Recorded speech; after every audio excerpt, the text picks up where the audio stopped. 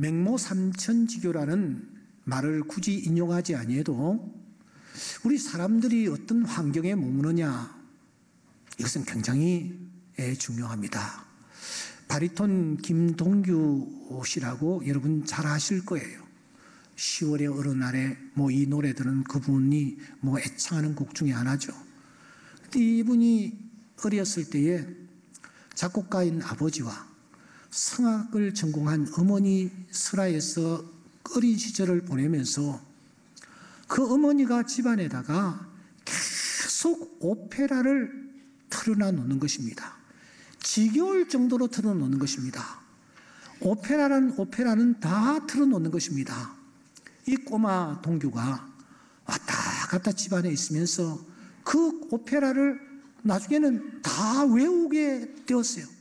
그래서 결정적인 순간에 그가 오페라에 다른 사람을 대신하여 서게 되고, 그것이 계기가 되어서 세계적인 성악가로 발돋움을 하고 있다. 환경입니다. 어떤 환경에 머무느냐. 그래서 저 강남의 어떤 동네에는 학원가가 몰려 있어서 그 주변에 이 집들이 천천부지로 뛰고 있는 것입니다. 우리 아이들을 그곳에 보내면은 그곳에서 학원 열심히 나가고 좋은 성적으로 대학을 갈 수 있다라고 생각을 하기 때문입니다. 예, 충분히 그렇습니다. 왜냐하면은 환경이 중요하기 때문입니다. 환경에 지배를 받는 것이 인간이기 때문입니다. 그런데 여러분, 오늘 여기에 한 아이가 등장을 합니다. 무척이나 어립니다. 그 어린 나이, 당연히 부모님 설하에서 따뜻한 집에서 자라야 할 나이입니다. 그런데 그 아이가 어떤 환경에서 성장하고 있습니까? 어떤 환경에 던져져 있습니까? 여러분, 2장 11절을 다 같이 한번 읽어보겠습니다. 엘가나는 라마의 자기 집으로 돌아가고 그 아이는 제사장 엘리 앞에서 여호와를 섬기니라. 지금 한 아이가 제사장 엘리 앞에 머물고 있습니다. 제사장 엘리 앞이라는 곳은 도대체 어디입니까? 지금 이 시기는 솔로몬이 성전을 세우기 전입니다. 그러니까 이 엘리 앞에서라는 말은 텐트, 천막 안에서 생활을 하고 있다라는 말입니다. 대단히 열악한 환경입니다. 그래서 이 제사장 엘리조차도 그곳에 머물지를 않았습니다. 사무엘상 3장 2절에 보면은 자기 처소를 만들어서 그곳에 누워 있었습니다. 그런데 어린 사무엘은 엘리 앞에 있습니다. 엘리 앞에 누워 있는데 구체적으로 그가 누워 있는 곳이 어디입니까? 생활의 근거지가 도대체 어디냐 하는 겁니다. 3장 4절에 보니까 사무엘은 하나님의 궤가 있는 여호와의 전 안에 누워 있었다, 그렇게 표현을 하고 있습니다. 여러분, 이곳이 사무엘의 주거지입니다. 주 생활 근거지였습니다. 사무엘, 어떻게 해서 얻은 아들입니까? 얼마나 귀한 아들입니까? 천신만 곳 그때 얻은 아들입니다. 이 아들 훌륭한 인물로 키우고 싶은 욕망, 이 부모에게 없었겠습니까? 그런데 그 아이를 말입니다. 그 어린 것을 성전에 두는 겁니다. 성경은 이 아이가 굉장히 어리더라라는 표현을 반복하여 말합니다. 1장 24절에 보니까 아이가 어리더라. 2장 18절에 보니까 어렸을 때에, 3장 1절에 보면은 아이 사무엘이, 이런 표현을 쓰고 있습니다. 이런 표현 앞에 부모된 자로서 가슴이 시려옵니다. 몇 살이었을까요? 많아봐야 3살, 5살, 이쪽 저쪽이었을 것입니다. 여러분, 여기 혹시 3살배기 아이를 두신 부모님들 계십니까? 이제 겨우 5살 정도 되는 손자녀를 두고 계신 할아버지 할머니들이 계십니까? 예, 그런 아이들입니다. 그런 연령층의 어린 아이입니다. 그 아이를 성전에 두는 겁니다. 성전이라는 표현보다는 성막이라고 표현해야 합니다. 천막에다 두는 것입니다. 이때 어미의 심정이 어떠했을까요? 텅 빈 집안에서 그 아이가 가지고 놀던 장난감, 그 아이가 입었던 옷, 그 아이가 누웠던 잠자리가 계속해서 눈에 들어옵니다. 하루도 편한 날이 없이 엄마는 시간을 보냈을 것입니다. 어떻게 보냈을까요? 2장 19절은 한나가 자기 집에서 어떻게 시간을 보냈는지를 우리에게 알려줍니다. 19절에 보니까 이 한나가 작은 겉옷을 짓고 있다, 그렇게 말하고 있습니다. 작은 겉옷.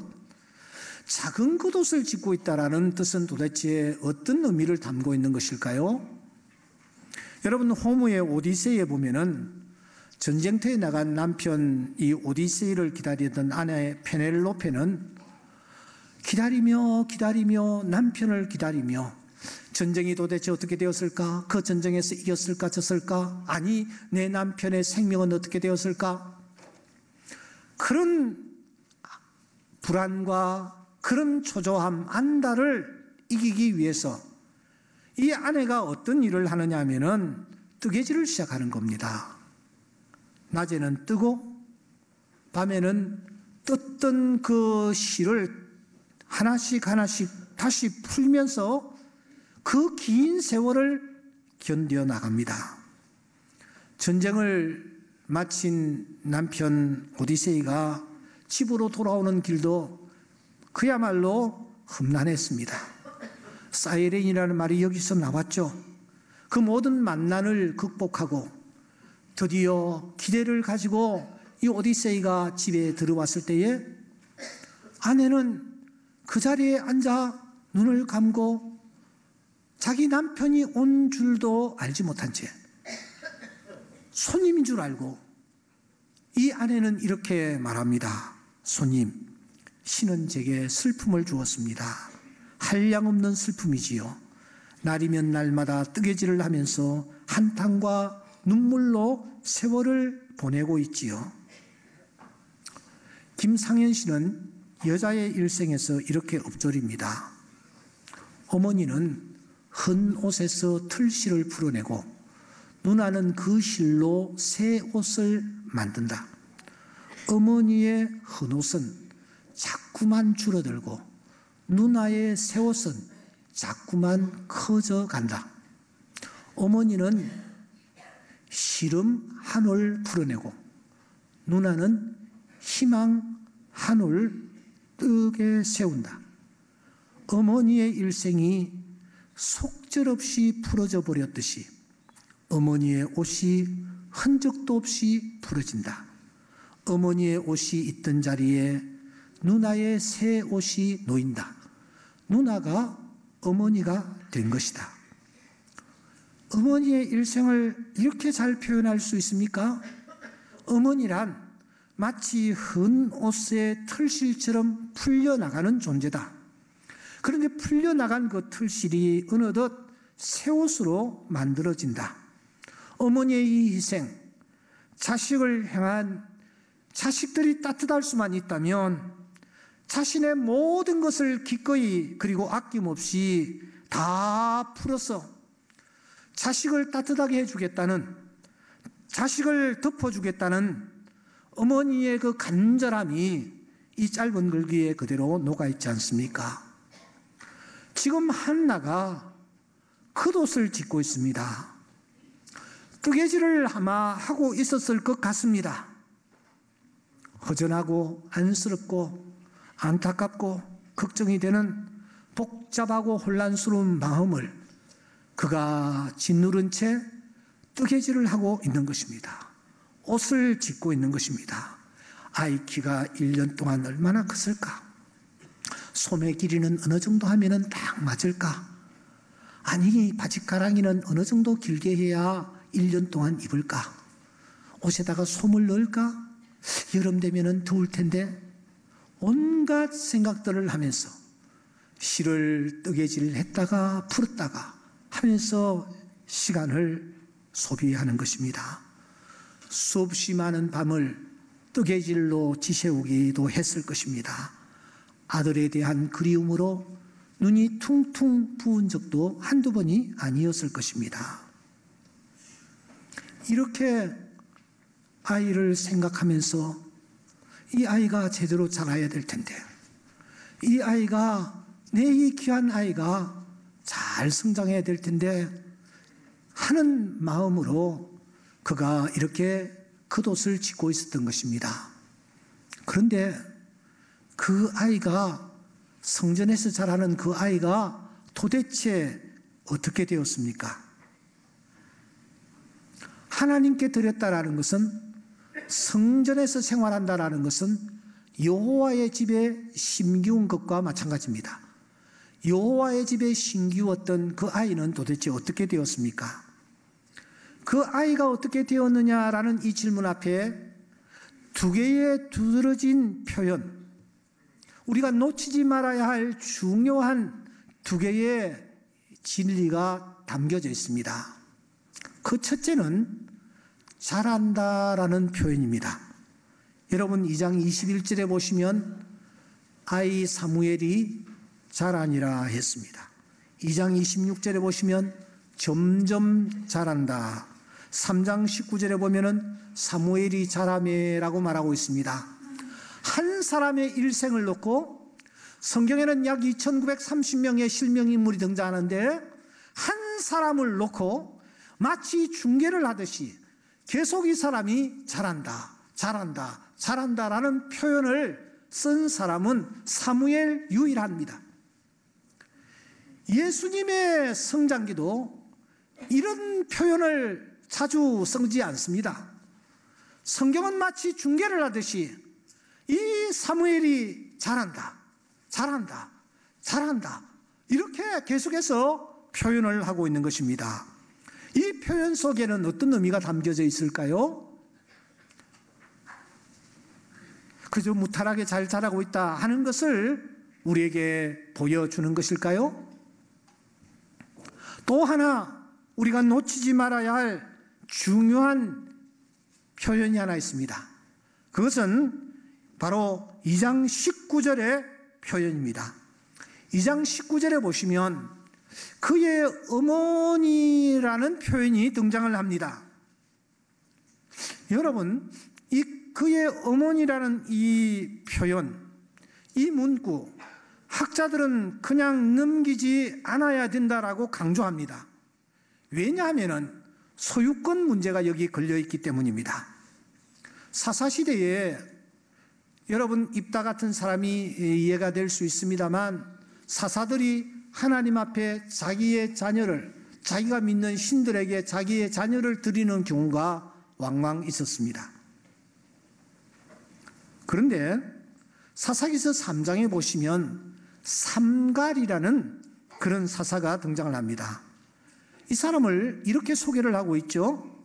3장 31절에 보시면 예훗 후에는 아낫의 아들 삼갈이 있어, 그렇게 말합니다. 삼갈을 누구의 아들이라고 얘기합니까? 아낫의 아들이라고 합니다. 여러분, 아낫이 도대체 누구일까요? 문제는 이 이름이 바벨론식이어서 논란이 되고 있습니다. 그러면은 이 아낫이라는 사람은, 삼갈의 아버지는 바벨론 사람일까? 학자들은 전부 아니라고 합니다. 왜냐하면은 이방인 중에서 이스라엘의 사사가 된 사람은 단 한 사람도 없기 때문입니다. 그럼 아낫이 도대체 누구일까? 이 아낫은 바알신, 아세라신, 아스타롯신과 같이 이 가나안 사람들이 섬기던 신 가운데 하나였습니다. 그러니까 이 삼갈의 부모가 아낫을 심기는 사람들이었어요. 그래서 아들을 낳아가지고 이 삼갈이라는 아들을 아낫이라는 신에게 바친 것입니다. 그래서 삼갈이 아낙 신의 아들이 된 것입니다. 누군가가 누구의 양자로 들어가면 그 누군가는 그 누군가의 아들이 되는 것입니다. 또 아들로 불리어지는 것입니다.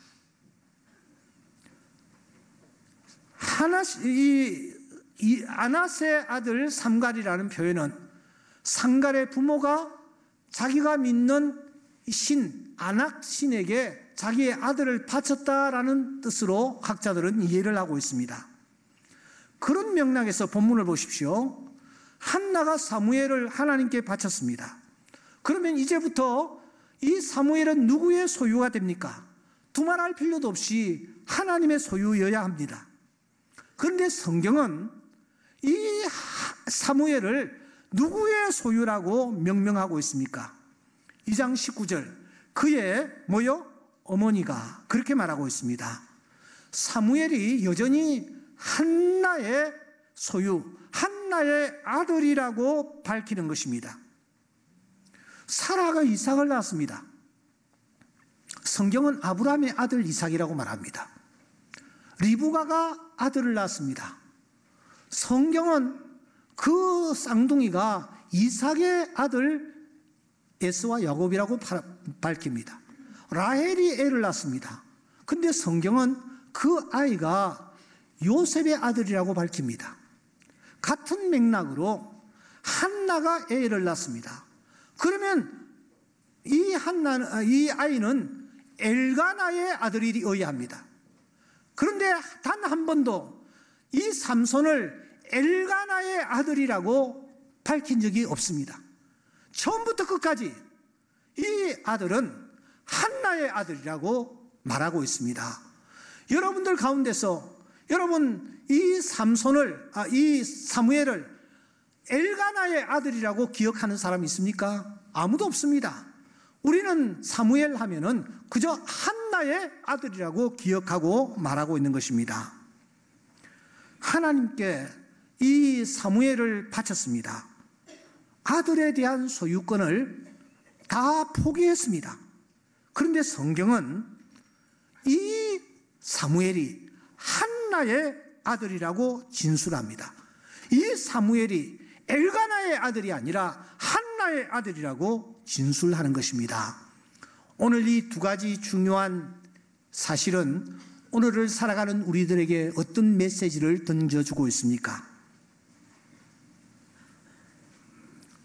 아이를 성막에 맡겼는데 그 아이가 잘 자란다. 계속해서 이렇게 중계를 하는 이 메시지는 도대체 어떤 의미를 담고 있느냐라는 겁니다. 두 번째, 분명히 소유권을 이전했는데 여전히 계속하여 하나님은 이 사무엘이 한나의 아들이라고 말씀하시는 이 귀중한 진리 속에 담겨져 있는 메시지가 무엇이냐라는 것입니다. 여러분, 그 아들을 하나님 앞에 바쳤습니다. 여호와의 전에 심었습니다. 여호와의 전에 심기운 그 아이는 어떻게 되었습니까? 시편 92편에는 이런 말씀이 있습니다. 의인은 종려나무와 같이 번성하며 레바논의 백향목같이 성장하리로다. 여호와의 집에 심겼으며 우리 하나님의 뜰 안에서 번성하리로다. 그는 시냇가에 심은 나무가 철을 따라 열매를 맺으며 그 잎사귀가 마르지 아니함 같으니 그가 하는 모든 일이 다 형통하리로다. 이 말씀대로 이 아이가 여호와의 집에 심기고 나니 그 아이가 잘 자라고 있는 것입니다. 잘 자라는 정도가 아닙니다. 점점 높아지고 있습니다. 한나는 이렇게 표현합니다. 내 뿔이 여호와로 말미암아 높아졌으며 기름 부음 받은 자의 뿔을 높이시리로다. 하나님의 집에 그 아이를 맡겼더니 하나님께서 책임져 주시고 하나님께서 길러주시고 잘 자라게 해 주셔서 위대한 이스라엘 나라의 사사요 선지자요 제사장의 역할을 감당하는 그런 자리에까지 하나님께서 이루게 하셨다라는 것입니다. 하나님이 어떤 분이셨기 때문입니까? 어떤 분이셨기 때문입니까? 여러분, 사무엘상 2장 6절 이하의 말씀을 앞을 바라보시면서 함께 읽기를 원합니다.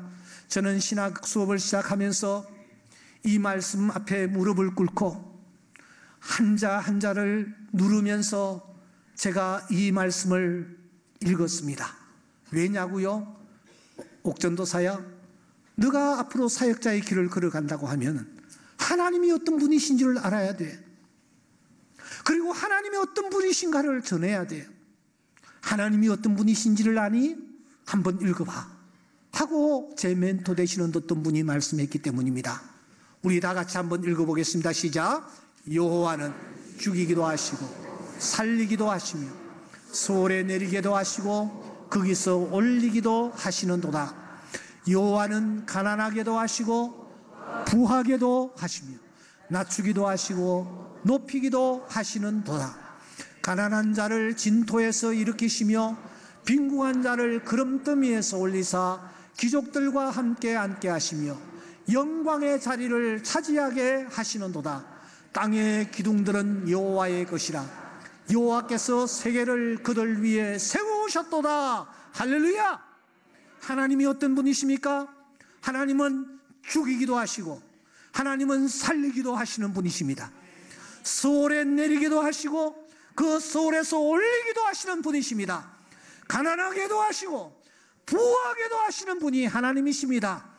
빈핍한 자를 저 그름더미에서 드사 영광의 위를 차지하게 하시는 분이 하나님이심을 믿습니다.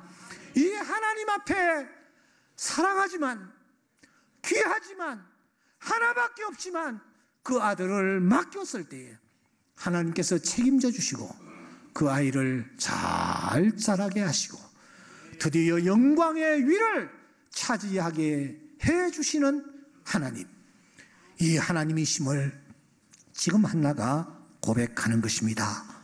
여기서 끝나지를 않습니다.